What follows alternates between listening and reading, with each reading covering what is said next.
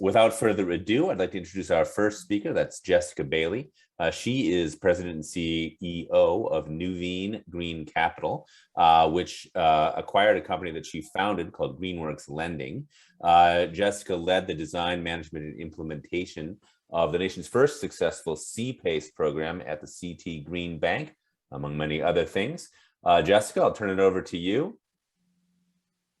And let's roll. Thank you, Nick. Great. Thanks for that intro, and thanks all of you for tuning in here to talk a little bit about buildings and carbon emissions and C-PACE. So as Nick said, I am the CEO and co-founder of Nuveen Green Capital, which until about a year ago was Greenworks Lending. So my background comes out of actually the policy sector, where I was one of the original architects of the commercial PACE policy that we now lend through. Did that for about 10 years and then started a company called Greenworks, which was endeavoring to scale up C-PACE financing around the country, which we've done quite successfully, as I'll get into. So really eager to talk with you all about that. So I was going to kind of break this up into a couple parts. First, why buildings? Why are we focused on buildings here? Second, why C-PACE? Why buildings ought to think about C-PACE as a way to reduce their emissions? And then finally, what's new? A lot of people on this webinar will have heard about C-PACE for probably about as long as I've been working on it, but it's changed a bit. It's definitely grown as an industry, as an asset class, and I'll kind of leave you with 5 things you might not know about C-PACE here.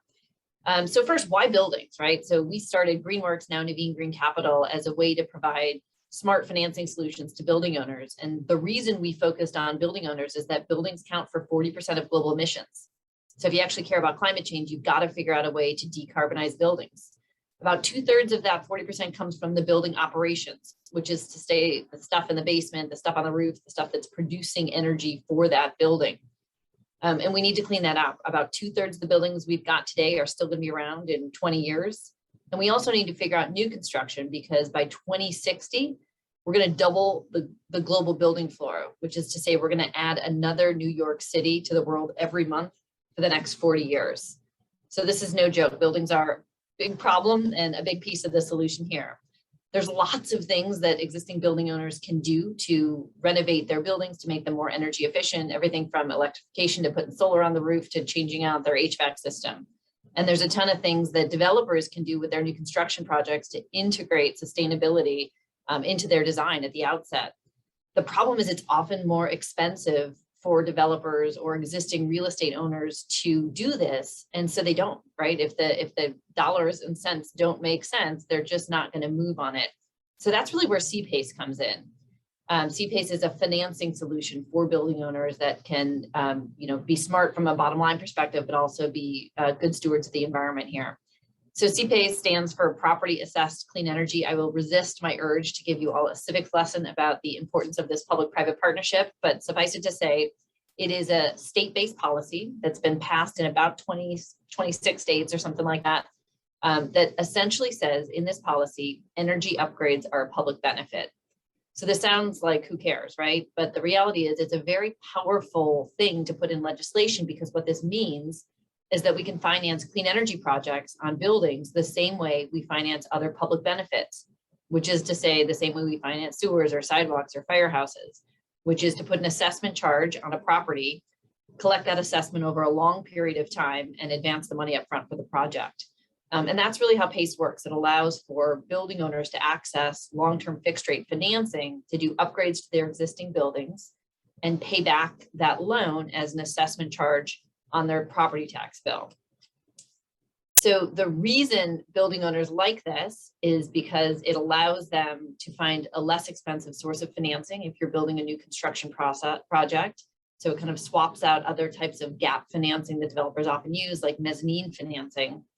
And if you're an existing building owner, you like this because this is a way for you to not have to tap into your bank lines or go to your real estate LLC members to do a capital call for improvements to your existing building, but really to borrow off balance sheet from a type of financing that is long dated, that transfers if you sell your building, that under many lease structures can be passed through to your tenants, that is non-recourse. So structurally, it's a really attractive way for a building owner to think about either developing a new building or renovating one that they own. The other party in the transaction, of course, is the lender to this, and that's what we do. So Nuveen Green Capital is the leading provider of commercial PACE financing nationally. We're owned by Nuveen, which is a $1 trillion asset manager, familiar probably to most of you. And why does Nuveen like C-PACE, right? Well, what we have at the end of the day, the kind of widget we create with C-PACE is a 20-year fixed rate, yieldy, ESG wrapped fixed income product. What this means is that we're able to get very efficient financing from the capital markets from this. And that's due to that tax collection process I mentioned that allows C-PACE to have a senior lien that pays a decent coupon over those 20 or 30 years. And it has an ESG play as well, because all of the financings that we do are to promote clean energy in the built environment. And so what you're left with is a long dated, attractive, stable, risk-adjusted return with investment grade ratings. So what's not to like?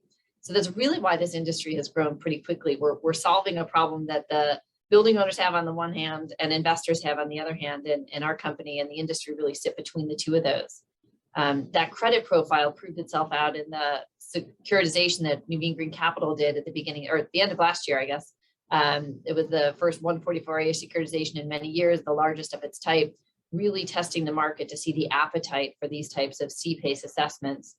We had a tremendous interest from investors across the spectrum, and we're looking forward to the next one. So as I mentioned, I wanted to leave you with 5 things you might not know about C-PACE because we've been talking about it for a long time. The first would be that you can use C-PACE retroactively. So a lot of people ask me, how did your business fare during COVID? And I will say, because COVID caused a lot of more traditional lenders to have to freeze up and not be able to invest in real estate, invest in construction projects, we in the C-PACE industry and at Nuveen Green Capital were really able to step in there and provide financing to building owners who wanted an opportunity to pull a little bit of cash out of a building that they'd recently built with clean energy in it, or recently renovated to upgrade the equipment in that building. In our financing, we realized based on these state policies we lend through, can have a look back period of a couple of years. So we were able to really grow our business and serve the needs of our building owners through the course of the pandemic. The second thing I'll tell you that you might not know is that it is no longer the patchwork of state policies that it once was. I look back at when I started this company in 2015, and I think I must have been crazy because there really was only a handful of states that you could do C-PACE loans in. Obviously, we could do them in California and Connecticut, Ohio, a couple of other spots across the country, but it was really very much like whack-a-mole, where you get a building owner who says, yes, I want to use this, and you'd say, it's not available in Nevada yet. We've really now got a kind of blanket across the country where C-PACE is available in most markets, notably New York City, Chicago, Philly, and Boston all turned on their markets in the last year here. So we're really operating at sort of a national level here, which is quite different than even just 18 months ago. The third thing I would say is that senior lenders are finally starting to get it. This has been the biggest barrier to kind of explosive growth in the C-PACE industry, which is working with the senior lenders. Every assessment or loan that we make at Nuveen Green Capital, we get the consent of the senior lender on the property. And we do that because of the way our loans are collected as an assessment charge on the property tax bill gives us priority over the other lenders on the property.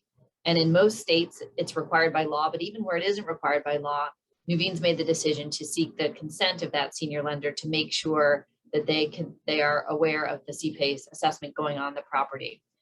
This has been an eat your vegetables exercise, to be sure, but really in the last 18 months or so, we've seen the awareness of senior lenders about how this works and the willingness of senior lenders to work alongside us to have really shifted.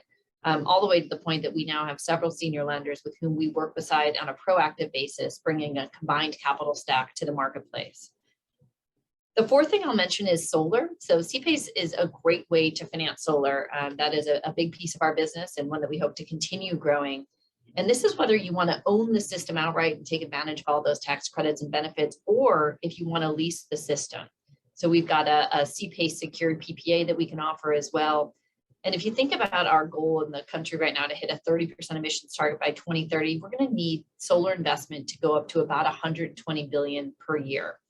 Just to give you some kind of sense of where we are currently, last year we did 25 billion. So we're going to have to massively ramp solar financing, and we're going to need buildings to do that. 70% of commercial real estate buildings that could have solar, that have a roof that is suitable for it, that's over 10,000 square feet, don't yet.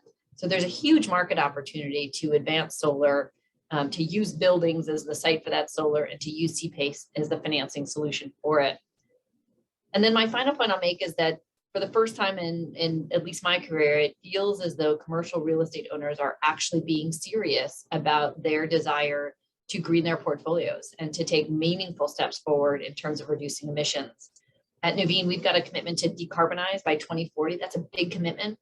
When I first read it, I did a little bit of an eye roll, I will confess, but the reality is it's not just a commitment. It is something that is moving money internally, that is moving decisions by our asset managers. And Nuveen is not alone. There is really a movement from rhetoric to action around ESG as it relates to the built environment. And it's really exciting. I think it's exactly where we need to be heading. I wish it had happened 10 years ago, but I'm happy it's happening now. And I do think C-PACE is going to be a piece of that financing solution, and we're eager to do it. So Nick, with that, I will pause and turn it over to some questions and then the next speaker.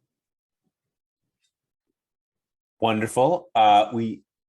So folks, if you do have questions, please type them right in the chat box, and then I'll make sure that Jessica gets those questions. But while you're all thinking, maybe I'll kick it off real quickly. The inevitable question, COVID, was kind of a strange time for all of us, but real estate in particular. Was there any effects that had on C-PACE in general? How did it fare? Yeah, well, so it was interesting to be running a business that depends upon a public-private partnership when almost all of the public sector had to shut down, right? So most state governments, most municipal governments and county governments, they literally couldn't come into their offices for in some cases years. So one of the things we had to do was figure out how we could do our business virtually, right? Not unique to C-PACE, but when you're working with government and you're depending upon them to provide a service to your platform. It was a scary time, but one that I was really surprised and impressed with the resiliency of the structures that we built and how quickly we were able to kind of bounce into operations after that initial freeze period. And then on the business development side, the kind of marketing side, I mentioned that it really actually drove demand for us because you had a lot of construction projects that were sort of, halfway pregnant, right? They were there, they were moving, and they had to figure out a way to finance the project while other lenders were starting to sit on their hands and move from being lenders to move into being asset managers and just sort of managing the portfolio. We were really able to step in and help unstick a lot of construction projects that got stuck during COVID. We're actually continuing to do that. We've also been able to help with a lot of the cost overruns that we're seeing due to some of the supply chain issues and construction cost rising that we've been seeing across the country. So in a weird way, it actually was a benefit to our business, obviously not a benefit to the world, but it had some real tailwinds for growth for C-PACE. Good. Well, the questions are rolling in. I'll challenge you to be relatively quick answers. Question from Joyce, a pretty general question here, but do you feel that the building real estate industry has the intel and solutions they need to engage in sustainability? So I obviously can't speak to everyone in there. I will say I am impressed with the tools that are out there for kind of measuring and monitoring carbon emissions or kind of energy consumption of buildings. I've had the ability to kind of snoop around and see a bunch of the stuff that's being pitched to the Nuveen real estate team here about how they could manage the energy consumption of their portfolio. And the measurement tools are far better than I had expected. So I think the fodder's out there for folks who want to be serious about reducing emissions in their buildings. Question from Connor, wants to know about geothermal in the context of heating and cooling. Can you touch on it a bit, in particular when it comes to retrofitting? Geothermal has not been a big piece of what we have financed. It is, we are really focused more on kind of things that are attached to the building, right? Rather than geothermal. To the extent a building owner wants to try geothermal to power their building, we certainly could finance it. It would count for C-PACE. We've not seen huge demand there, but if anyone's got any interest in pursuing that further, we'd certainly be happy to look at a project that had geothermal. Terrific. Good. A question from Martin. Have you observed a preference from institutional property investors for greener buildings? And is there some kind of a good benchmark that they can use to rate buildings? Well, in the benchmark thing, everyone on this Zoom is going to be familiar with things like WSGS or the WELL standards. I think there's a lot of good kind of benchmarking standards out there. On the question about, institutional owners moving to this, absolutely. It's coming to these owners from both their tenants and their investors. So, I hear regularly that institutional real estate owners simply can't raise money unless they demonstrate to the investors in their funds how they're dealing with ESG. So it is sort of forcing the question to these owners of, what are you going to do about it? And as I said, it's moved from kind of the rhetoric to people actually having to put plans in place. So it feels real to me. Good. There's a question from Stephen. I'm going to ask Stephen if you wouldn't mind clarifying your question a little bit, because I don't quite understand it, on seniority of C-PACE. And we'll jump ahead to somebody by the name of Anonymous Attendee who would like to know, are new construction projects eligible in all markets that allow PACE? So that's a question better suited for our head of policy, but as far as I know, it's currently not eligible in Massachusetts, although we're working hard to get that policy fixed. And in New York City, we're in the process of working through some guidelines that'll dictate how C-PACE works for new construction. Texas is another state where it's a little bit nuanced, but I think we've found some ways to work alongside the public sector administrator there to allow us to finance some new construction. Very good. I'll try to answer. Stephen's asking about the extent of seniority of C-PACE over first lender in default. Does that make enough sense to answer? Yeah. Okay. Yes. Okay. Speaking in code, I love it. So one of the things I was talking about when I mentioned the senior lenders getting educated on C-PACE is the idea that for a long time, senior lenders would think, if I allow a C-PACE loan to come on my property, I'm sitting behind that C-PACE loan. So if it's $1 million loan, I'm subordinating my position by $1 million. The reality is, and we've actually gone back into laws to make this more clear in certain cases, the reality is the only thing ever sitting in front of a senior lender is what's currently due on the property tax bill. This is a type of financing that can never be accelerated.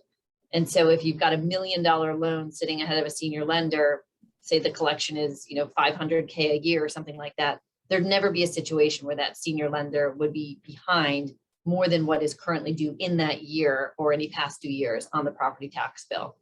So there's a whole set of kind of notice and cure rights that we've worked with senior lenders on to get them comfortable. But it's that non-accelerating nature of C-PACE that has gotten lenders more comfortable. Terrific. That's the bell.